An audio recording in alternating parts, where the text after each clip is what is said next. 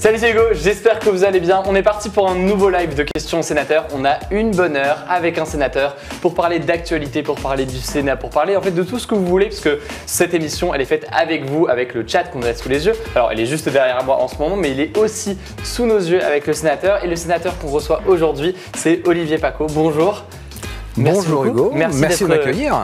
Merci d'être là. C'est une émission, vous le savez, de Public Sénat et d'Acropolis qui s'associe pour une discussion sur l'actualité, sur plein d'autres sujets, avec moi, mais surtout avec le chat que vous avez sous les yeux et qui vient de s'apparaître. Donc vous allez pouvoir voir tout ça. On est d'ailleurs chez O-Gaming. On parlait avant, vous jouez un petit peu aux jeux vidéo via... Je jouais avec deux de mes garçons qui aimaient bien, notamment l'un, jouer à FIFA. D'accord. Un intérêt pour le foot assez important, je ne sais pas s'il y en a aussi dans le chat. Mais donc voilà, l'idée c'est quoi? C'est que moi j'ai le chat sous les yeux, j'ai des questions là aussi d'actualité pour commencer. Mais toutes vos questions, on les prend et on les pose directement à vous. Ça peut être sur l'actualité, sur l'environnement, sur... Voilà, quelqu'un vous dit que vous êtes très bien habillé, monsieur Paccaud. Bah, ça commence avec des compliments. Moi j'ai pas droit à ça, mais vous avez droit à ça. C'est gentil, c'est gentil. Sacré pins, demande d'Eddie Perceval. C'est quoi comme... c'est le pins des sénateurs. D'accord. Quand vous arrivez au Sénat, vous avez une petite mallette avec la fameuse écharpe à pompons dorés et vous avez un gros pins que je ne mets pas, et bien un petit pins. Une version réduite. Exactement. Très bien. Et qui représente qui représente effectivement une espèce d'étoile, des faisceaux. Voilà. Très bien. Et ben voilà, maintenant vous savez, les gens en tout cas valident votre tenue apparemment, c'est assez drôle. C'est gentil. Merci pour vos messages. Pour commencer déjà, je vais vous présenter peut-être rapidement et si vous voulez compléter, vous pouvez évidemment. J'ai noté 3 points les plus importants. Vous êtes sénateur, ça c'est logique, sénateur de l'Oise, membre des Républicains et aussi conseiller départemental. Je ne suis plus membre des Républicains. Vous n'êtes plus membre des Républicains. Je suis rattaché au groupe républicain au Sénat, où je me sens tout à fait à l'aise parce que je suis un vieux gaulliste et parce qu'au sein du groupe républicain au Sénat, on a une liberté d'expression totale, liberté de vote totale. Je ne suis plus aux Républicains, au sein du Parti Les Républicains depuis 2017, depuis les affaires Fillon. Donc vous comprenez pourquoi. Et j'avoue aussi que le Parti Les Républicains aujourd'hui est un petit peu dans le flou en ce qui concerne sa ligne politique et je suis bien dehors. Donc c'est pendant la campagne présidentielle que vous avez dit ça c'est trop pour moi et je préfère sortir. Et aujourd'hui vous confirmez, vous êtes content d'avoir quitté ce parti par rapport à l'évolution de la ligne politique de Laurent Wauquiez. Comment est-ce que vous vous situez pour que les gens comprennent un peu votre... Je suis un gaulliste social, je sais d'où je viens. J'ai des valeurs qui sont probablement plutôt de droite, des valeurs de responsabilité, des valeurs liées aussi à un certain amour de la patrie. Mais effectivement, j'ai quand même dépassé aujourd'hui la notion de clivage partisan. Et en tant que sénateur, vous êtes obligé de travailler avec tout le monde. Vous êtes l'élu des élus. Et je préfère nettement travailler avec des hommes et des femmes de qualité, quel que soit le bord politique, leur étiquette politique, plutôt que de travailler avec des gens parce qu'ils ont telle ou telle carte politique. Ça ne m'intéresse pas. Mais justement, commençons directement peut-être avec des questions de politique, parce qu'on parle des élections européennes qui arrivent dans pas si longtemps que ça. La campagne commence à débuter. Donc vous ne validez pas forcément la ligne qui est tenue avec Bellamy en tête de liste pour les Républicains. C'est quelque chose que vous approuvez? C'est au contraire une ligne que vous n'approuvez pas forcément? Eh bien, je pense que François-Xavier Bellamy est quelqu'un de très brillant, quelqu'un de très intéressant, mais j'attends encore d'être un petit peu plus éclairé en ce qui concerne la vision qu'a François-Xavier Bellamy et les Républicains sur l'enjeu européen qui est majeur. J'espère sincèrement que beaucoup de Français iront voter.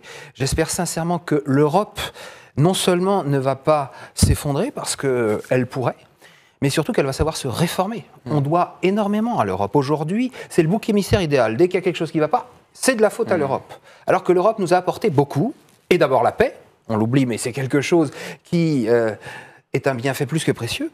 Et puis, surtout, aujourd'hui, il faut que cette Europe retrouve non seulement une vraie portée démocratique, mais qu'elle sorte de la technocratie. Aujourd'hui, l'Europe a une image exécrable et j'espère que non seulement les futurs députés européens, mais aussi tous les responsables nationaux, puisque ce sont quand même les chefs d'État européens qui forment le Conseil européen, qui donnent leur orientation, effectivement, j'espère qu'ils sauront redonner un nouveau souffle à l'Union européenne.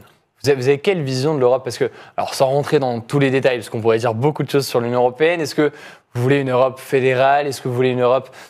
Quelle Europe est-ce que vous imaginez? Est-ce que vous êtes proche de la ligne d'Emmanuel Macron qu'on a pu voir dans la lettre qui a été publiée il y a quelques semaines? Comment est-ce que vous vous situez par rapport à tout ça? Alors, je crois que le fédéralisme, je n'y crois pas, très sincèrement, parce que nous, la vieille Europe, c'est un vieux continent, comme le disait Dominique de Villepin, un vieux continent avec des vieux pays qui ont vraiment des racines trop fortes pour se noyer dans un espèce de super-État européen. Donc, je ne crois pas au fédéralisme. Néanmoins, il faut bâtir quelque chose qui nous permette d'avancer ensemble, et peut-être qu'autour de certaines politiques communes, ça a pu être le cas avec l'agriculture, ça a pu être le cas avec Airbus, on pourra dépasser certaines frontières nationales, mais très sincèrement, je ne crois pas à la notion de fédération. Mais je veux dire une chose au sujet de l'Europe. Elle est jeune, mine de rien. Elle a une 60aine d'années. Ça paraît énorme à l'échelle d'une vie. À l'échelle de la vie d'un pays, c'est beaucoup plus long, beaucoup plus court, pardon. Ouais. Mais comparons avec l'histoire de nos républiques. Nous en sommes à la 5e République. Avant de devenir une vraie démocratie, il a fallu beaucoup de progrès. La Première République, elle a coupé des têtes. Elle a instauré de beaux principes, elle a coupé des têtes. La Seconde République a instauré le suffrage universel masculin. La Troisième République a permis de grands progrès au niveau social, au niveau scolaire, etc. Les femmes ont dû attendre 1944 pour voter. Et on a cessé de progresser. Donc, ce que je veux dire par là, c'est qu'il me semble qu'il faut laisser à l'Union européenne le temps de devenir un outil vraiment au service des Européens. Elle l'a été plus ou moins quand il n'y avait que 6 États. Peut-être qu'elle s'est élargie trop vite, mais il faut lui laisser le temps. Mais aujourd'hui, on est dans une société où tout va trop vite, tout va très vite, et il faut des résultats immédiatement. Et aujourd'hui, il en manque. Je vois une question justement qui est totalement en lien avec la question du débat européen, puisque Perceval demande, la France a-t-elle encore une importance suffisante en termes de poids diplomatique et économique face aux géants, États-Unis, Chine, les BRICS, etc. Est-ce que du coup, la France a besoin de l'Union européenne aussi à l'échelle internationale? C'est ça ce que vous dites? C'est assez difficile de répondre à une telle question parce qu'on pourra vous prendre des exemples de petits pays, alors la Suisse, le Qatar, qui réussissent à exister parce qu'ils ont des spécificités économiques, mais objectivement, l'ensemble européen, le jour où il y aura une vraie harmonie fiscale, une vraie harmonie sociale, il pourra représenter effectivement quand même, non pas un contrepoids, mais il pourra permettre de peser de façon quand même plus solide face notamment aux deux grands, c'est-à-dire les États-Unis d'Amérique et la Chine, bien sûr. Bien sûr. Très intéressant. Unis, on est plus fort, bien sûr. Comme question, n'hésitez pas du coup à poser vos autres questions. On voit qu'il y en a ici. Alors voilà, il y a une question de Nibal. Alors on va peut-être continuer très rapidement. Allez, enchaînons avec là-dessus. Nibal 01 qui demande, vous avez proposé qu'une personne qui n'ait jamais eu de mandat local ou national de devenir président de la République, excluant donc... Alors, je ne sais pas si bien, je vais la reformuler. Vous avez proposé une loi organique visant à imposer à tout candidat à l'élection présidentielle d'avoir préalablement été élu d'une collectivité territoriale ou du Parlement. Est-ce que c'est bien expliqué comme ça? Si on est président, il faut avoir été d'abord élu local ou au Parlement. Pourquoi cette mesure? Ça fait un peu attaque à Emmanuel Macron. Alors ça fait attaque auprès du président de la République. Il faut simplement rappeler que j'ai appelé à voter Emmanuel Macron. Bien. Je fais partie des déçus du macronisme, peut-être, mais j'ai appelé à voter pour le président de la République. Non, il me semble qu'il y a très peu de conditions qui sont obligatoires aujourd'hui pour présenter sa candidature à l'élection présidentielle. Il y a les fameuses 500 signatures, qui est le filtre le plus important. Sinon, il y a très peu de conditions.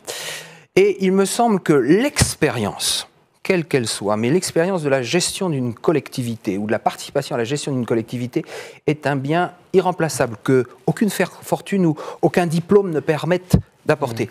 Et je pense très sincèrement, pour répondre clairement à votre question, que certaines erreurs du début du mandat sont liées à un manque d'expérience, et ce manque d'expérience a abouti à un manque d'écoute, manque d'attention de la part du président de la République envers ce qu'on a appelé l'ancien monde, c'est-à-dire les corps intermédiaires, les syndicats, le Parlement, les Français. Vous pensez éventuellement du coup aux tensions avec les maires ou des éléments comme ça qui pourraient... Tensions avec les maires, où tout le monde a vu des images où le président de la République, lors de bains de foule, se faisait interpeller. essayait de répondre, mais sans vraiment écouter son interlocuteur, essayer de convaincre son interlocuteur. Un élu, il doit d'abord être à l'écoute. À l'écoute. Et je pense qu'il n'y a rien de mieux pour apprendre, entre guillemets, le métier, même si c'est un mot que beaucoup de gens vont récuser au niveau politique. Il n'y a rien de mieux que d'être en fonction, que ce soit dans une petite commune, que ce soit dans un conseil départemental, régional ou autre. Il y a quand même 550 000 élus locaux. 550 000. On est les champions du monde de la démocratie. On a une chance formidable. Si vous voulez être élu, vous pouvez vous présenter dans votre commune. Vous avez toutes les chances d'y être. Donc, autant saisir cette perche démocratique pour se former. Et je ne doute pas que Emmanuel Macron, en 2 ans de mandat, il a appris énormément.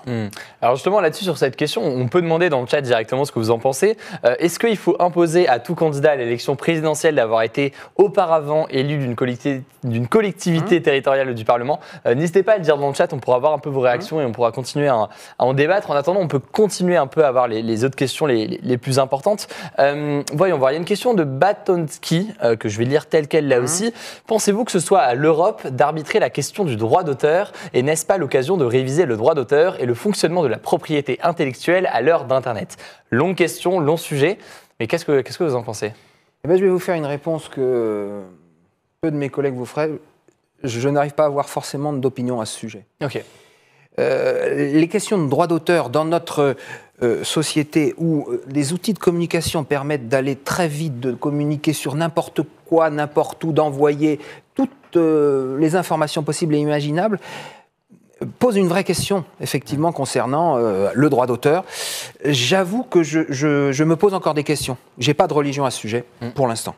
Ok, mais c'est très bien d'ailleurs que vous lisez. Et c'est pas toujours le cas d'ailleurs de tous les responsables politiques. On a l'impression que beaucoup ont un avis sur tout. Et c'est quand même assez honnête et c'est très bien. Voyons voir un peu dans les autres sujets qui sont intéressants et qui sont dans l'actualité dernièrement. Il y a évidemment les gilets jaunes. J'ai l'impression que ça fait longtemps, mais ça continue. Il y a eu des annonces d'Édouard Philippe en début de semaine pour mettre fin aux violences. Comment est-ce que vous avez accueilli ces annonces d'Édouard Philippe qui se veulent très dures? Alors, il y a eu beaucoup de choses dans les annonces. Il y a une annonce qui m'a un petit peu choqué. C'est le fait d'interdire les manifestations éventuellement sur les Champs-Élysées. Dans certains lieux précis. À Toulouse aussi, il me semble qu'il y a eu des lieux interdits. Alors, la première réaction, d'emblée, si je suis casseur et que j'ai envie de casser, je vais donner rendez-vous à mes copains au boulevard Saint-Germain ou à côté. Soit on interdit totalement la manifestation, mais on n'interdit pas un lieu précis. Alors, effectivement, les commerçants, les habitants des Champs-Élysées ont pu être traumatisés. Mais si on veut réellement, effectivement, prévenir totalement tout trouble, alors il faut certainement changer la façon de fonctionner des forces de l'ordre, mais peut-être qu'on peut tout simplement interdire la manifestation s'il y a vraiment des risques avérés. Et donc, le fait de limiter aux Champs-Élysées ou à une place toulousaine et une place bordelaise, j'ai trouvé que c'était totalement inadapté. Et comment vous expliquez, alors peut-être que là aussi vous n'avez pas la réponse parce que c'est un sujet très complexe et montre que je sais que je ne l'ai pas, qu'il y a eu samedi dernier une violence aussi importante. Est-ce qu'il y a un problème au niveau du gouvernement dans la façon de gérer cette crise selon vous? Comment on explique qu'on arrive à un tel degré de violence? Alors je pense qu'il y a 2 choses. La première des choses, c'est que les Gilets jaunes avaient donné rendez-vous après le grand débat. Sur les réseaux sociaux, bien sûr. L'acte, c'était l'acte donc 18. C'était justement, ils voulaient faire une démonstration de force. Donc, je pense que le gouvernement a peut-être pris à la légère. Alors, on a reçu au Sénat hier le ministre de l'Intérieur qui nous a dit qu'au contraire, des consignes très fermes avaient été données. Visiblement, elles n'ont pas été respectées. Et c'est là le deuxième problème. La violence, elle a été aussi pas encouragée, mais facilitée par le fait que malheureusement les forces de l'ordre sont restées un petit peu l'arme au pied. Visiblement, il y a eu un problème de relais de la consigne, ou une consigne, non pas de laxisme, mais presque de laisser faire. Je connais des policiers avec qui j'ai regardé les images et qui étaient traumatisés de voir qu'on laissait faire, de voir que certains voyous essayaient d'aller chercher dans les fourgons de police des policiers. Ils voyaient leurs camarades ne pas se défendre. Mais là, c'est de la légitime défense. Donc, s'ils ne sont pas défendus, c'est parce qu'ils ont eu des consignes de ne pas se défendre, de ne pas utiliser les LBD ou autres. Mais il y a eu un énorme problème au niveau, effectivement, de la direction. Alors, celui qui a payé, c'est le préfet de police. Je ne fais pas partie de ceux qui disent que voilà, il faut à tout prix que le ministre de l'Intérieur démissionne. Mais c'est vrai que ce que l'on demande au ministre de l'Intérieur, c'est d'être le premier flic de France et non pas le premier hic de France, pour reprendre le titre de Libération. J'ai trouvé que c'était assez comique. Ouais. Et effectivement, parfois, M. Castaner ferait mieux de bosser plutôt que de tweeter. Bon. Et est-ce que, à l'inverse, on ne peut pas imaginer, alors il faudra voir samedi, on ne le souhaitait évidemment pas, mais que la ligne qui a été donnée par le Premier ministre en début de semaine, en fait, donne lieu samedi à des affrontements encore plus importants. Alors peut-être du coup à moins de casse, mais à des affrontements par contre beaucoup plus importants et à des tensions assez inédites. Là aussi, on fait de la politique, on fait du futur et de la science-fiction, mais c'est quand même une question qu'on peut se poser. Oui, on peut se la poser. Et on peut être inquiet lorsqu'on a vu depuis 18 semaines des heurts qu'on n'avait pas vues dans notre pays depuis des temps immémoriaux. Je veux dire, ce sont des scènes d'insurrection, des scènes révolutionnaires.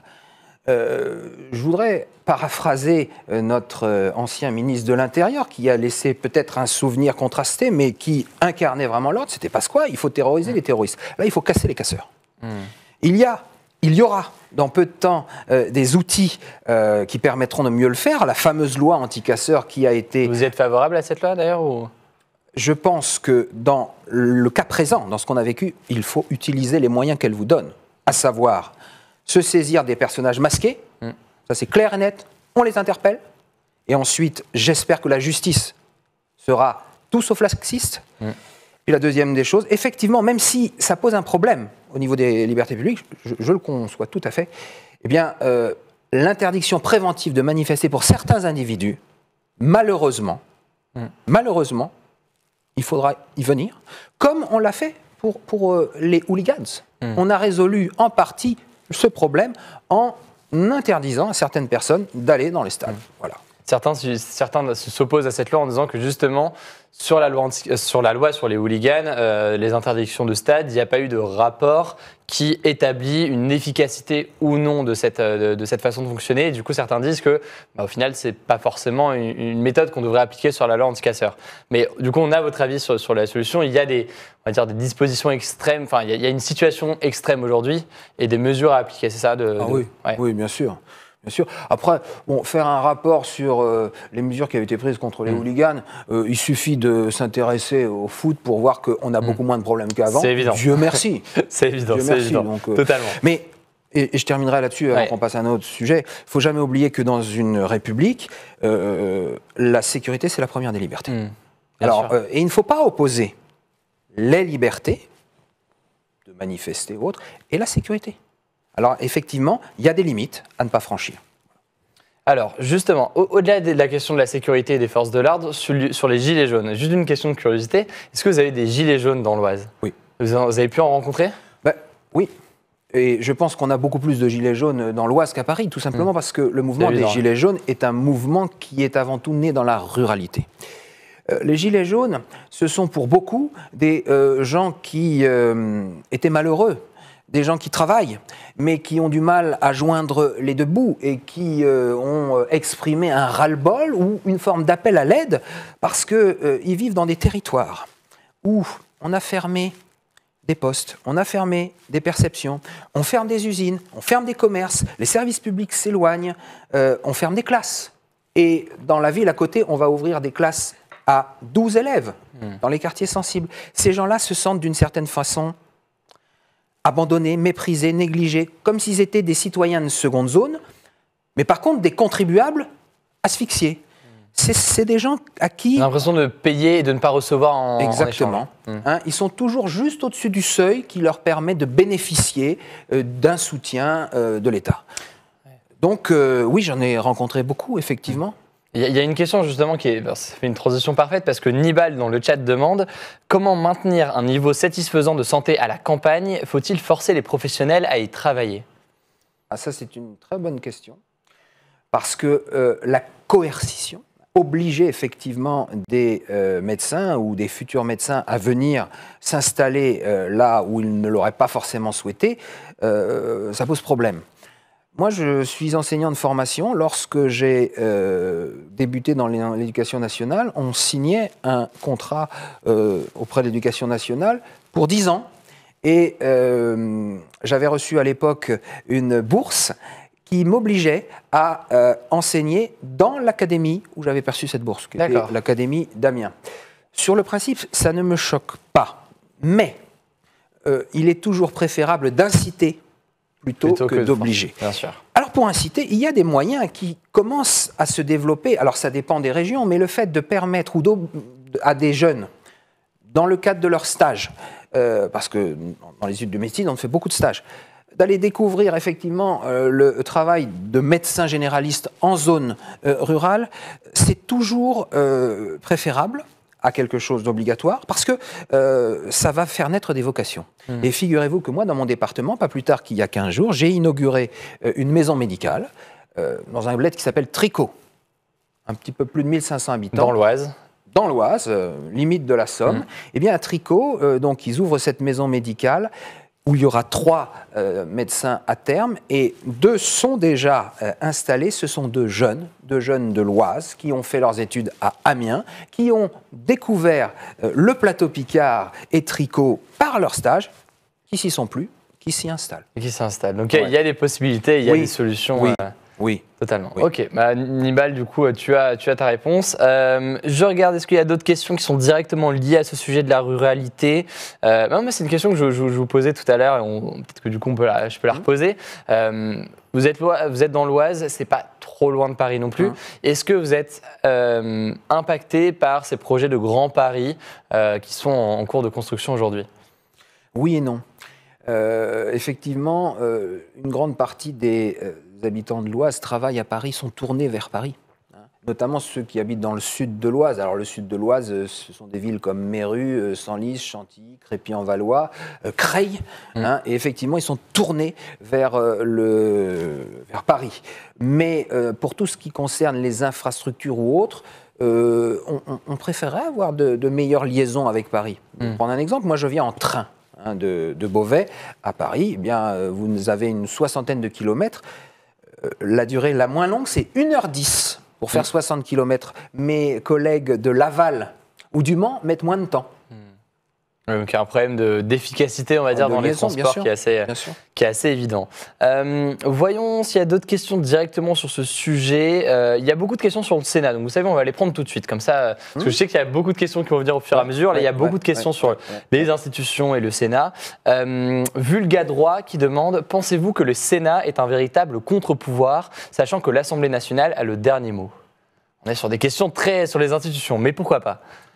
Écoutez, je ne sais pas si le mot contre-pouvoir est le mot le mieux adapté, mais le Sénat joue aujourd'hui pleinement son rôle. Quel est le rôle du Sénat? C'est de faire la loi, comme l'Assemblée nationale, et c'est aussi de contrôler l'action du gouvernement. Et on le fait. On le fait mieux que l'Assemblée nationale. On le voit avec les auditions des ministres. Peut-être le contraire, mais... Là, ils auront du mal à dire le contraire. Mais... on adore les auditions, nos amis sénateurs, nos amis députés, il n'y a pas de souci là-dessus. Non, toutes les grandes démocraties ont 2 chambres. Alors, effectivement, elles ne doivent pas être en concurrence. L'Assemblée nationale a le dernier mot, et c'est bien normal, puisque ses représentants sont élus au suffrage universel direct.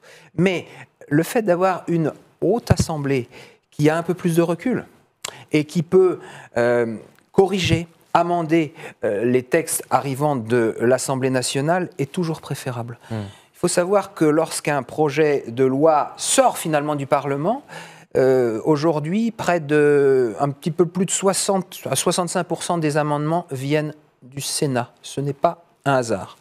Au Sénat, on travaille peut-être plus en profondeur, moins dans la posture. On est plus, non pas dans la volonté absolue de consensus, mais moi je suis toujours heureux de constater sur de nombreux sujets des positions finalement communes, du Parti communiste aux Républicains, en passant par les centristes, les socialistes. C'est l'ADN du Sénat, cette volonté d'essayer de dépasser les clivages au service du pays et d'être vraiment dans une attitude constructive. Alors, je prolonge avec une question de Rayamir qui pose là aussi la question du poids du Sénat, de l'Assemblée nationale. Et il dit notamment, ces chambres ont-elles encore un réel pouvoir par rapport au président de la République? Alors, ce qui a tout changé, effectivement, c'est l'inversion du calendrier électoral et le fait que l'Assemblée nationale soit désormais élue juste après l'élection présidentielle, et donc que les députés doivent leur élection totalement au président de la République. C'est vraiment dans la foulée, 2-3 mois après. Et ben voilà, donc aujourd'hui, mes propos vont choquer certains députés, mais l'Assemblée, je ne vais pas dire qu'elle ne sert à rien, mais nous avons un groupe majoritaire qui est très godillot dans l'âme, mais c'est en fait la logique aujourd'hui des institutions qui fait ça. Et puis une opposition qui se démène, mais qui a toujours tort, entre guillemets, parce qu'elle est politiquement minoritaire. Et c'est pas bien. Hein. À ce moment-là, le Sénat joue plus, effectivement, peut-être pas le rôle d'opposition, mais d'aiguillon. Voilà. J'ai envie de répondre à une petite question là, de Nibal. Nibal, où on est votre fonds dit de solidarité créé avec Olivier Dassault, dont vous avez été le suppléant, pour contourner la loi sur la fin de la réserve parlementaire, n'est-ce pas une forme de clientélisme? Expliquez peut-être rapidement ce que c'est, après expliquer tout ça. Ouais. Alors, lorsque je me suis présenté aux élections sénatoriales, de façon totalement indépendante, j'étais le seul candidat, la seule liste qui n'était pas soutenue par un parti. J'avais pris plusieurs engagements, notamment l'engagement de reverser 20% de mon indemnité de sénateur dans un fonds de dotation. D'accord. Que j'ai effectivement créé avec mon ami Olivier Dassault, député de l'Oise, dont j'ai été effectivement le suppléant. Et effectivement, cet argent, nous le redistribuons aux communes de l'Oise pour des projets alors qui sont liés à la culture, aux écoles, à l'amélioration du cadre de vie, etc. Bon. Les déontologues de l'Assemblée nationale et du Sénat ont été saisis pour savoir s'il n'y avait pas un problème éventuel. De clientélisme, comme dit Nibal. Alors, mais qu'est-ce que c'est que le clientélisme? Qu'est-ce que c'est que le clientélisme, cher Nibal? Le clientélisme, c'est acheter ses électeurs. C'est ça que vous sous-entendez, très cher ami. Olivier Dassault, pour prendre son cas précis, eh bien, il est député de la première circonscription de l'Oise. Très cher ami.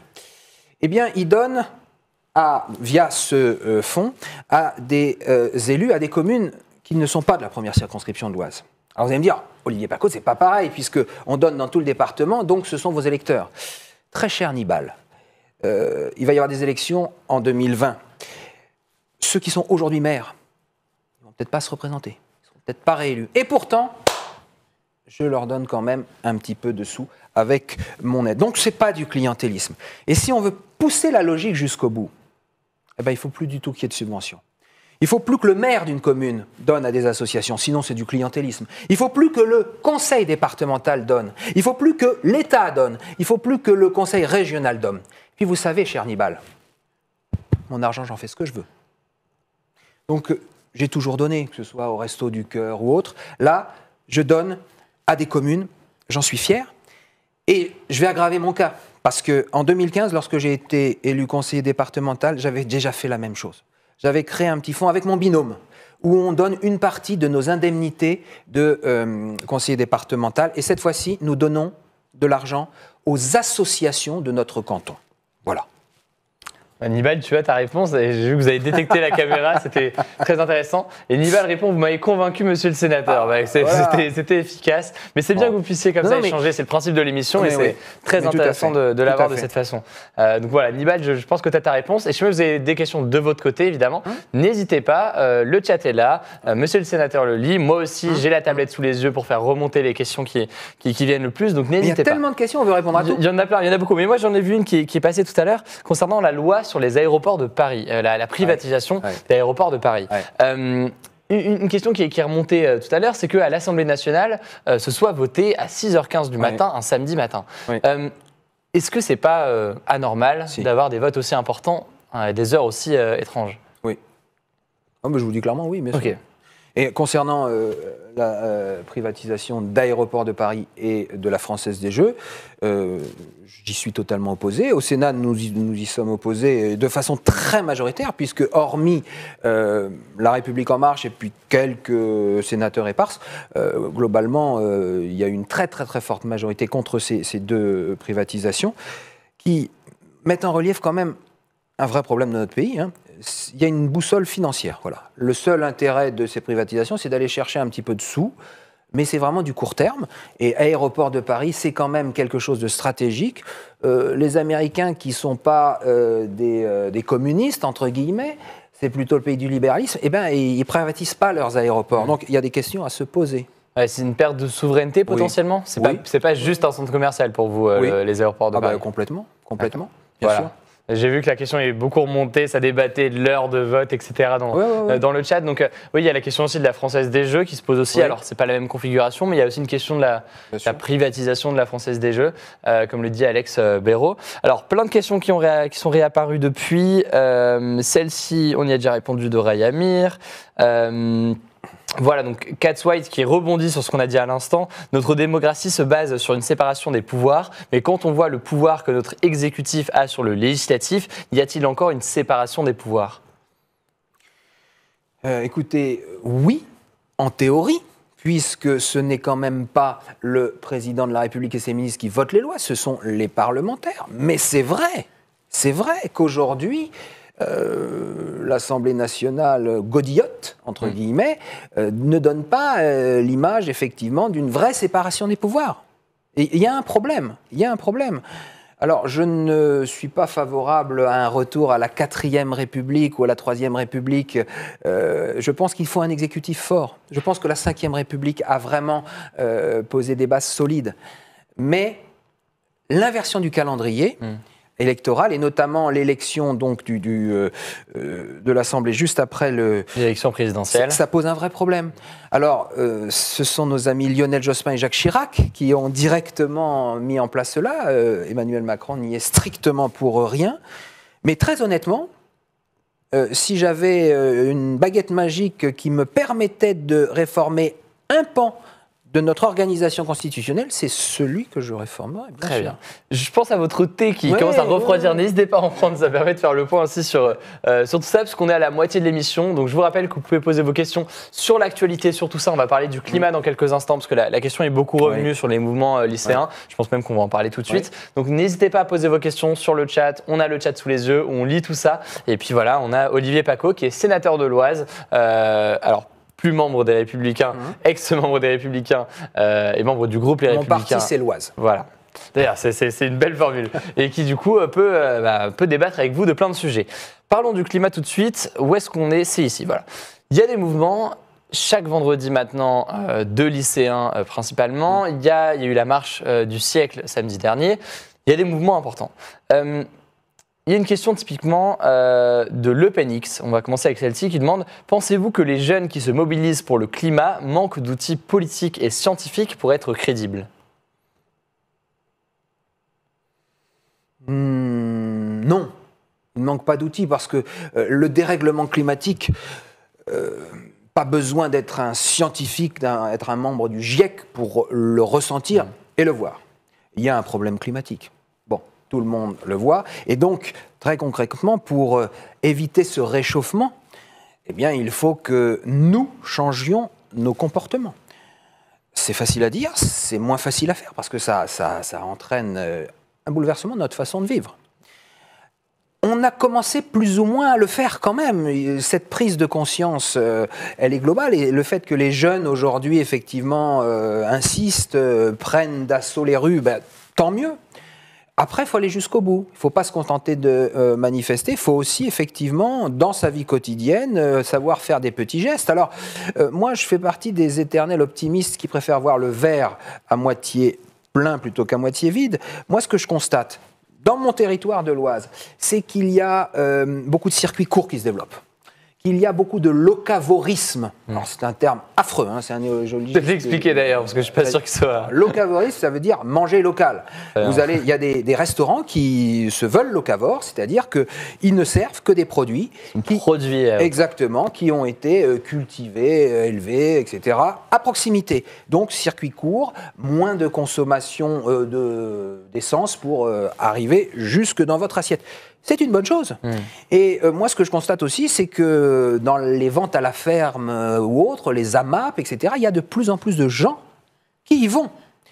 Néanmoins, ça suffira peut-être pas. Il y a aussi beaucoup de mesures à prendre au niveau international. Alors, on a eu les COP 20, 21, 22, 23, 24, etc., qui, pour l'instant, effectivement, se heurtent à la volonté de continuer à produire beaucoup de certaines grandes puissances, comme la Chine. et notamment de certains pays dits jadis du tiers-monde, qui ont besoin, envie de rattraper leur retard économique. Et ça passe par du développement industriel ou autre, et de la production. C'est un vrai problème, mais en gros, nos jeunes, ils ont raison de manifester. Il faudra qu'ils apprennent aussi à changer leur façon de vivre, de consommer. Peut-être que ces petites tablettes-là, Jacques Attali, il vous a fait une bonne démonstration sur le fait que pour produire ce genre de choses, il faut des produits qui viennent un peu partout et que c'est pas bon. Dans l'émission politique, j'explique le contexte de l'échange. Non, il faut effectivement changer notre façon de vivre, utiliser effectivement peut-être moins de technologies consommatrices de toute forme d'énergie. C'est une vraie remise en question. On dit ça avec 10 écrans autour de nous et des caméras, mais effectivement, on en a besoin aussi pour l'émission, donc c'est pas évident. Une question plus politique, est-ce que Emmanuel Macron fait assez, selon vous, pour l'environnement? Est-ce qu'il a une ligne sur l'environnement que vous approuvez? C'est sûr que quand il prend un avion pour revenir de la Mongie, il consomme plus que s'il prenait le train. Bon, c'est une petite plaisanterie peut-être un petit peu gratuite. Je pense que la démission de Nicolas Hulot a démontré que le compte n'y était pas au niveau de l'écologie. Après, c'est vrai que pour être parlementaire, c'est vrai qu'on n'a pas vraiment l'impression qu'il y a une politique écologique aujourd'hui, de la part du gouvernement. Ça manque, et d'où d'ailleurs sûrement les mobilisations de ces dernières semaines. Il y a 2 questions en plus sur l'écologie qui viennent du chat, donc je vais les poser directement. Chivenko qui demande comment pourrait-on faire pour inciter le transport ferroviaire plus écologique au transport aérien et routier? Comment est-ce qu'on peut faire? Alors déjà, il faut qu'il y ait... C'est une question qui est à la fois simple et complexe, parce que jadis, vous aviez beaucoup plus de gares, beaucoup plus de lignes. Et donc, si vous vouliez aller d'un point A à un point B, c'était plus facile en train qu'aujourd'hui. Mais l'individualisme et les progrès sociaux ont fait que tout le monde a sa voiture. Et vous avez maintenant des familles avec 2, 3, 4 voitures et ils n'ont pas forcément envie de prendre le train. Donc pour qu'ils aient envie de prendre le train, il faut que le train soit facilement accessible, qu'il ne soit pas coûteux. C'est pas toujours facile. Après, je change un tout petit peu de sujet, mais au sujet de l'avion. Faire effectivement gaffe à notre planète, c'est peut-être moins prendre l'avion. Bien sûr. Mais il y a de nombreuses études, on en parle beaucoup de médias en parle en ce moment, qui montrent que si une personne est très écolo et ne mange pas de viande, etc., fait tout parfaitement, mais prend un vol pour aller à l'autre bout du monde une fois par an, elle ruine son empreinte carbone et c'est assez désastreux. Et voilà. Et pour le tourisme, ce n'est pas une bonne chose aussi de limiter les transports aériens. Donc, c'est Chivenko. Il faudrait passer une émission à tenter de vous répondre, mais vous posez les bonnes questions. Une des solutions qui a été évoquée dernièrement, c'est d'interdire les vols nationaux. C'est-à-dire un Paris-Marseille, on peut le faire en train, donc on va interdire les vols Paris-Marseille. Est-ce que vous êtes favorable à ce type de... Écoutez, en théorie, avec nos TGV, effectivement, un vol Paris-Marseille gagne très peu de temps par rapport à un train express. Maintenant, on a peut-être... il faut peut-être revoir notre politique ferroviaire. J'ai été élu régional et les transports dépendent des régions et c'est vrai qu'on avait des fois la déception de voir en Picardie certaines lignes quasiment vides. C'est-à-dire que les trains, les rames étaient quasiment vides. Donc on est pétri des porcelaines de nos contradictions. Et notamment au niveau justement des politiques environnementales, ça c'est clair et net. Totalement. Alors, une autre question de Wilmo, parce que c'est la dernière sur l'environnement que j'ai vu passer. Mais est-ce qu'on ne devrait pas s'attaquer aux grosses entreprises de l'agroalimentaire, notamment pour limiter le réchauffement? C'est pas le travail de l'État, ça? Point d'interrogation. Si, alors, il y a une question à laquelle je n'avais pas répondu concernant peut-être la fiscalisation du kérosène et est consommé par les gros pétroliers. Ça avait fait partie aussi des problématiques lorsqu'on a évoqué la hausse de la TICPE, le fait que les avions ou les transports maritimes en soient exclus posait problème. Expliquez peut-être la TICPE pour que tout le monde... Alors la TICPE, c'est une des taxes sur les carburants, parce qu'il y en a plusieurs. La question apparaît dans le chat, les gens se demandent directement ce que c'est la TICPE. Alors, la TICPE, c'est la taxe intérieure sur les produits énergétiques. en fait, pour revenir, en 2017, lorsque Emmanuel Macron a été élu, il avait, dans son programme, il n'a pas pris les gens en traître, il avait prévu, sur 5 ans, une hausse régulière de la TICPE pour que le prix du diesel soit moins incitatif que le prix du gasoil. Donc on a augmenté encore plus le diesel. Bon. Avec parallèlement la hausse du pétrole lui-même, on a abouti à des prix totalement démentiels. Ce qui a généré le mouvement des Gilets jaunes. Mais lorsque effectivement cette politique a été votée, pas par le Sénat, puisque nous, dès 2017, on avait dit que cette hausse de la TICPE est dangereuse. Nous avions aussi, au Sénat, tous bords confondus, attiré l'attention du ministre concerné sur le fait que c'était illogique de vouloir taxer les automobilistes, mais pas forcément certaines grandes entreprises du transport aérien ou du transport maritime. Oui. Ok, bon, bah, vous avez votre réponse. Je regarde les autres questions. Moi, j'en ai beaucoup qui sont là. Si, une question quand même, parce que j'ai suivi un peu votre actualité en préparant cette émission. Vous avez rédigé récemment une tribune contre l'antisémitisme. Une étude a été publiée d'ailleurs récemment de l'Union des étudiants juifs de France avec IFOP, qui ont montré que 9 étudiants sur 10 qui sont juifs ont déjà été victimes d'actes antisémites. Comment est-ce que vous expliquez cette montée de l'antisémitisme en France? Déjà, est-ce qu'il y a une montée de l'antisémitisme? Est-ce que c'est présent depuis des années? Comment est-ce que vous voyez ça et comment est-ce que vous l'expliquez? Écoutez, comment je l'explique? Je pense qu'il y a malheureusement un déficit de pédagogie. Vous savez, l'antisémitisme qui a abouti à la Shoah, c'est pas un détail de l'histoire. C'est un véritable trou noir dans l'histoire des civilisations et c'est ce que j'ai écrit d'ailleurs dans ma tribune. C'est la question que l'humanité aurait jamais dû se poser, à savoir jusqu'où l'homme peut-il perdre l'âme. Mais malheureusement, on pouvait espérer qu'après 1945, eh bien, la bête partirait dans sa tanière. Elle est ressortie. Peut-être parce que, effectivement, on n'a pas assez insisté auprès de nos jeunes sur la stupidité de ce qu'est l'antisémitisme, c'est-à-dire haïr une personne en fonction de son origine, et sur les drames auxquels elle peut mener. Je suis professeur d'histoire-géographie, moi j'ai toujours, parce que c'est dans le programme, en classe de 3e notamment, et puis ensuite au lycée, j'ai toujours fait ces cours. Mes collègues aussi.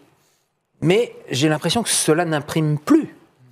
Il y a peut-être aussi, et il faut avoir le courage de le dire, une problématique de transfert de certaines inimitiés qu'on trouve notamment au Proche-Orient, chez nous. La haine entre Israéliens et Palestiniens va aboutir à de l'antisémitisme. Et alors, on vous dit non, mais c'est de l'antisionisme. Il ne faut pas mélanger les choses. Haïr un juif, vouloir sa mort parce qu'il est juif, j'allais dire, il n'y a rien de pire. L'antisémitisme, toute forme de racisme, c'est la négation même de l'humanisme. Voilà, tu ne tueras point. C'est un des commandements. Bien écoutez, tu ne haïras point. C'est pas un commandement, mais ça devrait l'être. Ça devrait l'être. Ok. Voyons dans les autres questions. Alors, Embuscade qui demande jamais les questions que Perceval a notées vont être posées. Je les ai sur la tablette, donc on va essayer de répondre à un maximum. Je les ai sous les yeux. Je sais qu'il y en a d'autres qui vont venir. Voyons voir d'ailleurs lesquelles seront les plus pertinentes ici. Alors, il y a des questions sur l'actualité, sur la situation en Algérie. Oui. Oui. Est-ce que la France doit adopter une position particulière sur ce conflit en Algérie? Enfin, sur ce conflit, en tout cas, ces manifestations qui sont très présentes, pacifiques, mais qui sont très importantes. Vis-à-vis de l'Algérie, c'est vrai que la France a toujours du mal à s'exprimer. Hier, nous étions le 19 mars. Et personnellement, je suis allé commémorer le 19 mars à Méru, qui est une commune de l'Oise.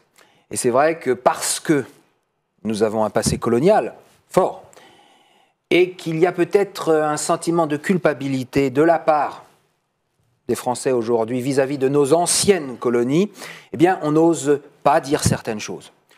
vis-à-vis de la situation en Algérie, les choses sont très simples. Ce qui se passe en Algérie aujourd'hui, à savoir une volonté du peuple de pouvoir avoir un président de la République qui corresponde mieux aux aspirations du peuple aujourd'hui, ça ne me choque pas. Au contraire. Mais ce qui est en train de se passer en Algérie, ça s'est passé il y a quelques années en Tunisie, en Libye, en Syrie, en Égypte, à nos portes. Et dans tous ces pays, vous avez d'un côté une aspiration à la démocratie, à la modernité, à l'oxygène, qui est encore plus fort du fait justement de nos réseaux sociaux. Ils voient tous les jours sur leur smartphone des sociétés occidentales beaucoup plus libres, qui leur donnent envie. Mais à côté de ça, il y a dans ces pays le poids très fort de la tradition, qu'elle soit religieuse ou pas. Et la confrontation de ces deux masses, c'est comme en météo, ça donne des orages. Alors, soyons clairs, en ce qui concerne la situation algérienne, j'espère sincèrement que les Algériens auront le choix. Et un des slogans, c'était « On veut des élections sans Bouteflika, on garde Bouteflika sans élections ». C'est encore pire. Effectivement, donc espérons que nos amis algériens pourront, dans quelques semaines, choisir démocratiquement un président qui les mènera sur la voie de la modernité. Une question de Wilmo sur ce sujet aussi qui demande, est-ce que quelque chose comme l'Algérie pourrait arriver en France? Est-ce que ce n'est pas déjà le cas? Parce qu'on n'a pas aussi... Alors, les comparaisons sont toujours un peu approximatives, mais on a aussi un mouvement d'ampleur. Mais est-ce que quelque chose de cette ampleur-là pourrait arriver en France? Attendez, en Algérie, les manifestations se passent dans le calme, quand même. C'est vrai. Donc, ils nous donnent une leçon, entre guillemets. Ce n'est pas des gilets jaunes, mais ils nous donnent une leçon. Par contre, il y a des choses choquantes quand on voit les forces de l'ordre venir interpeller des journalistes. Oui, j'espère qu'on ne verra jamais ça en France. Mais comparaison n'est pas raison, là, sincèrement. Voilà, donc Wilmo, tu as ta question, tu as ta réponse plutôt. Alors, je regarde les autres questions. Il y a des questions sur les institutions. Alors, est-ce qu'on a le temps?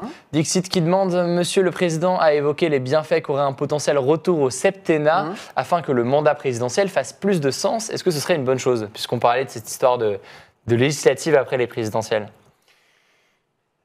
Mais pourquoi pas? Parce qu'aujourd'hui, le quinquennat fait que le rythme de la gouvernance présidentielle est trop accéléré. C'est-à-dire qu'on a de plus en plus l'impression que le président est dans la préparation de la prochaine élection. Elle est tellement proche. À peine élu, c'est la suite qui se prépare. Donc on ne va pas oser prendre certaines mesures par peur de déplaire et donc de fragiliser l'éventuelle élection. Alors il faut aller jusqu'au bout. Un septennat non renouvelable. Très bien. Moi, je serais plutôt partisan de ça. Et vous savez, un mandat, on est élu, et une fois qu'on est élu, c'est à quelqu'un d'autre d'être... Parce qu'à ce moment-là, le président, il fera tout ce qu'il doit faire, et non pas tout ce qu'il pense devoir être fait pour être réélu. Voilà. Tu as la réponse à ta question là aussi. Alors, Wilmo qui demande là aussi, on est parti sur les questions d'institutions et de démocratie. Oui, est-ce que vous croyez au système des référendums citoyens dans une France où les gens votent même pas tous les 5 ans? Vote même pas pour les 5 ans, cher ami, c'est totalement faux. Vous avez des élections municipales, cantonales, régionales, européennes. Alors, je suis pour le référendum. Pas forcément le RIC, mais moi je suis un vieux gaulliste et je pense qu'effectivement, donner la parole au peuple, c'est toujours une bonne chose. Mais il l'a déjà lors des élections. Et quand on voit que les taux d'abstention sont démentiels, j'ai envie de dire aux gens qui prônent le RIC, allez déjà voter. Par contre, sur le fond, oui, il faut que le référendum puisse être plus facilement mis en place. Nicolas Sarkozy, dans une réforme de 2008, avait mis en place une possibilité de référendum, non pas d'initiative citoyenne, mais c'était... Et qui est très dur à mettre en place. Exactement. Le nombre de pétitionnaires est trop important, de 4 500 000, 185 parlementaires. Je pense effectivement qu'on peut réduire effectivement le nombre, les limites pour permettre des référendums plus fréquents, mais peut-être pas sur n'importe quoi. Sur certains sujets très précis où potentiellement ça peut se faire. Mais donner la parole au peuple, c'est une bonne chose. L'Auvergnate et Arcturus, très dur à prononcer, qui parlent du vote blanc du coup. Allez voter, d'accord, mais si le vote blanc est comptabilisé... Qu'il soit comptabilisé. Vous êtes favorable? Oui. Très bien, bah voilà, réponse efficace. Alors, autre question de Wilmo, puisqu'on est sur ces questions-là. Un site internet sécurisé pour aller voter, est-ce que vous êtes favorable? En gros, pas besoin d'aller se déplacer, on vote depuis chez nous. Est-ce que vous êtes favorable? Pas trop. Parce que, vous savez, c'est formidable, la dématérialisation, ça permet effectivement de n'importe où de pouvoir faire des démarches. Mais le contact humain, rien ne vaudra jamais le contact humain. Donc, c'est vrai que des fois, dans certains cas, vous allez devoir faire un peu la queue. Et des fois, vous passez, prendre votre bulletin de vote et vous allez dire bonjour au président. Il faut y aller à l'ouverture des bureaux de vote, en fait. Comme ça, on est bien. Oui, mais moi, je suis toujours plus... Je préfère les systèmes où les gens se parlent, où les gens se voient. Je préfère parler à Hugo qu'à son écran, même si c'est formidable d'avoir tout. Oui. En l'occurrence, il y a tout le monde réuni. Exactement. C'est une combinaison de tout. Et puis, il y avait peut-être aussi, moi je voyais ce débat assez souvent, il y a certains disent que ça désacralise le vote et que ça le rend un peu plus, on va dire, ouais, moins important. Et alors, on parle de sécurisation, mais bon, on a quand même des... super hackers ou des petits génies qui peuvent toujours effectivement tricher. Voilà, c'est ce que dit Narkman, le vote en ligne est très dangereux. Tous les spécialistes en sécurité informatique sont d'accord sur ce point. Voilà. Donc voilà. Je suis d'accord avec Narkman. Alors, est-ce qu'il y a d'autres questions? Tenez, alors, on change totalement de sujet. Alors, je vérifie quand même s'il n'y a pas des questions sur les questions des mandats. Nibal qui demande sur le cumul des mandats, il semble dans votre parcours que vous soyez devenu sénateur au bénéfice de la fin du cumul des mandats. Philippe Marini décidant de rester maire de Compiègne, donc pour ou contre le cumul des mandats? Je suis totalement opposé au cumul des mandats, mais totalement. D'ailleurs, je trouve que la loi aujourd'hui est bien faite, à savoir, et beaucoup de mes collègues ne partagent pas mon point de vue. On dit aujourd'hui, un parlementaire, il est maintenant coupé des réalités puisqu'il ne peut plus être maire. Oui, mais un parlementaire, qu'il soit député ou sénateur, il peut encore être conseiller départemental. C'est mon cas, j'ai 2 mandats. Il peut être conseiller régional, il peut être conseiller municipal. Donc, s'il veut connaître la réalité des problèmes du terrain, il peut. Mais on n'est pas des surhommes. Donc, le temps, pas si lointain, où on pouvait être effectivement sénateur, maire, président d'intercommunalité, président de certains syndicats ou autres, président d'un office de bailleur social, etc. C'est n'importe quoi. Mais il faut dire la vérité. Ce n'était pas l'élu, dans la plus grande partie des cas, qui faisait le travail, c'était ses collaborateurs. Donc je pense qu'il ne faut pas cumuler les mandats. 2 mandats, c'est très bien. Un seul mandat, ça peut vous couper quand même, effectivement. Mais quand vous êtes, comme c'est mon cas, conseiller départemental et sénateur, vous avez les pieds dans la glaise. Mais je veux rajouter une petite chose. Chacun exerce son mandat comme il l'entend. Moi, j'ai de leçons à donner à personne, mais j'ai toujours un fil conducteur, c'est celui d'être au contact des gens. Et j'ai une autodiscipline, mais qui est en fait un plaisir. Quand je ne suis pas au Sénat le mardi, mercredi, et parfois le jeudi, tous les matins, entre 7h30 et 8h30, 9h, le sénateur Paco, et quand j'étais pas sénateur, je le faisais, il fait 3 ou 4 troquets. Il va boire un café ici, un café là, voilà, discuter, échanger. Je peux vous dire que sur le zinc, vous entendez tout. Ouais. Et les gens, ils vous disent tout ce qu'ils pensent. Et là, on ne peut pas prendre la grosse tête. Et on ne peut pas ne pas savoir. D'accord. Alors, c'est drôle, il y a des réactions assez drôles de Sorbiou qui dit « T'inquiète, mon député, il traîne bien dans la mairie, un peu trop quand même. » On sent qu'il y a des préparations d'élections municipales qui sont en cours dans certaines mairies. Une question un peu plus sérieuse, et après, on ne va pas tarder, on va approcher doucement de la fin de l'émission. Une question qui vient de Twitter et non pas du chat ici. Que penser de la théorie du grand remplacement à droite quand on voit ceux qui véhiculent cette idéologie, notamment en Nouvelle-Zélande? Je demande car la droite de Wauquiez est assez proche de cette extrême droite, c'est ce que dit cette personne sur Twitter. Qu'est-ce que vous en pensez? Je ne veux pas caricaturer la droite de Wauquiez. Le grand remplacement, effectivement, toutes ces théories peuvent soit prêter à sourire, soit être fortement inquiétantes, mais c'est vrai que je comprends le malaise de certaines personnes qui voient évoluer leur environnement d'une façon étonnante. Je vais vous prendre un exemple peut-être politiquement incorrect, mais dans certains quartiers de Beauvais, vous voyez un certain nombre de femmes voilées. Je comprends que ça puisse choquer. je comprends que ça puisse choquer. Et en disant ça, je ne fais pas une profession de foi d'extrême droite, hein, soyons très clairs.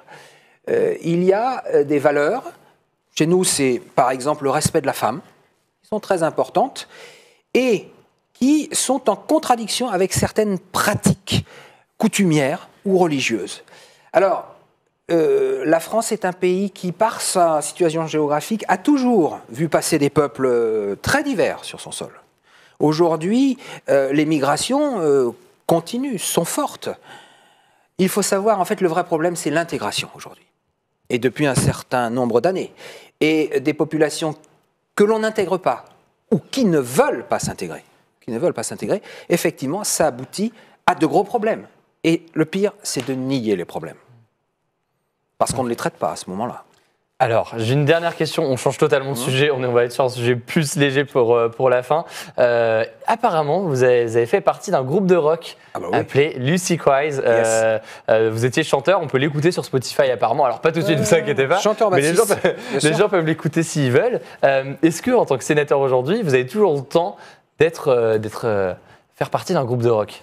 Non, je ne joue plus de la musique, mais j'ai un de mes garçons qui est un très bon musicien, qui s'appelle Jean-Baptiste, qui fait des études d'ingénieur du son, et j'ai un neveu qui, lui, alors, il finit ses études de médecine, mais c'est un brillant chanteur-guitariste d'un groupe de rock bruxellois qui s'appelle Empereur, qui passe au Supersonic vendredi soir. Donc j'écoute encore beaucoup de musique, mais je ne peux plus en jouer. Mais vous avez fait, alors, il est écrit que vous avez fait 100 concerts, une centaine de concerts partout en Europe ?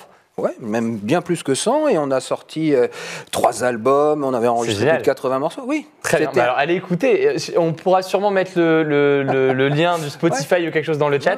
Allez écouter, et c'est intéressant parce qu'en termes de, alors non pas que ce soit, parce qu'en termes de parcours c'est super intéressant, et on voit que les réactions dans le chat sont aussi. Je vois qu'il parle de Joy Division là, oui effectivement ça fait partie des références. Joy Division, les Sisters of Mercy, Killing Joke, c'est ma jeunesse, ouais. Une dizaine de CD, c'est ça ? Oui, en tout. Impressionnant. Et ben voilà, c'est un autre aspect d'un sénateur de vous qu'on ne connaissait pas forcément. Et du coup, voilà, le lien est dans le chat si vous voulez aller écouter ça. On est à la fin de l'émission. Ça vous a plu ? C'était un bon, c'est passé un bon moment ? De toute façon, répondre à des questions, s'expliquer, ça oblige à réfléchir sur ce que l'on dit, ce que l'on pense, c'est toujours positif. C'est vrai. Toujours positif. C'est vrai. En tout cas, merci à tous ceux qui, dans le chat, ont posé leurs questions. Ça fait super plaisir. On a eu beaucoup de questions. On n'a pas pu faire toutes les questions. Ah oui. Il y en avait beaucoup et j'en ai noté là. On n'a pas pu tout poser, mais vraiment, merci à vous. J'en profite du coup pour faire des remerciements à l'équipe technique d'OGaming que vous avez vu qui est juste derrière. Je les remercie aussi. Pour avoir préparé cette émission, toujours avec cette si grande qualité. Évidemment, à Public Sénat qui fait cette émission avec Acropolis. À Perceval, que vous avez peut-être vu dans le chat et qui reprenait les questions et les mettait sur ma tablette. Pour que je puisse les voir au cas où je passais à côté. Merci encore à vous. 2 choses à vous dire au-delà de ça. Un apéropolis le samedi 13 avril à Nantes avec Jean et Sylvain. Donc, si jamais vous habitez à Nantes, rendez-vous le 13 avril. C'est un événement, c'est un samedi. Et donc, vous pourrez prendre un verre, parler de politique, etc. avec l'équipe d'Acropolis. Quoi dire d'autre ? Merci pour vos messages. Je vois que les gens ont trouvé ça très agréable. Merci Dart, merci Rayamir, merci tout le monde. Et le prochain sénateur, donc ce sera Guillaume Gontard la semaine prochaine du groupe communiste. C'est pas votre bord politique, mais ça risque d'être très intéressant. J'aime beaucoup les communistes parce qu'ils sont très souvent d'une sincérité totale dans leur engagement. D'une sincérité totale. Et vous savez, avant d'être sénateur, j'étais conseiller départemental, j'étais élu dans un canton qui a été communiste pendant très longtemps. Et entre gaullistes et communistes, il y a toujours eu un respect. Et du fait de l'histoire. Mais oui, mais bien sûr. Donc, non, je n'ai pas du tout de mépris envers le Parti communiste, loin de là. Donc, Guillaume Gontard, la semaine prochaine. Et encore merci Olivier Paco pour cette heure passée avec nous et surtout avec le chat. Et c'est moi qui vous remercie. Vous revoir bientôt. Merci beaucoup.